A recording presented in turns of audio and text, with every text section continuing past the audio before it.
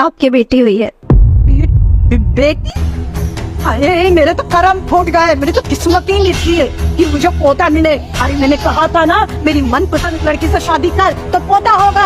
अब देख ले अपनी पसंद से शादी की ना, क्या नतीजा आ रहा है निकल के। मनहूस कही की। आदमी कहता ये क्या खबर दे दिया। अरे इसको पैदा ही ना होने देते। डॉक्टर कहती आप लोग कैसे बातें कर रहे हो माँ। कहती अरे ये बोझ है क्योंकि अभी ये बड़ी होगी, फिर इसकी शादी में दहेज भी देना होगा। अगर लड़का होता तो कितना सारा दहेज मिलता। डॉक्टर कहती अरे आपको शर्म आनी चाहिए, आप खुद एक औरत हो तब भी ऐसी बातें कर रही हो। बेटी तो घर की लक्ष्मी होती है। फिर जो हुआ ले बेटा, तूने मुझे इग्नोर किया तो आज से तेरा बुरा समय आ जाएगा। और अगर तूने मेरी वीडियो को लाइक सब्सक्राइब किया तो तेरा वर्षों का सपना आज सच होगा। विश्वास नहीं है तो करके देख। दोनों कहते मुझे माफ कर दीजिए, मुझे अब सब